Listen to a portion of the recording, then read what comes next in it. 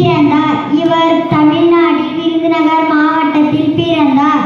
இவர் தந்தை பெயர் குமாரசாமி, தாயார் பெயர் சிவகாமி அம்மாள் ஆவார். இவர் இயற்கை பெயர் காமாட்சி.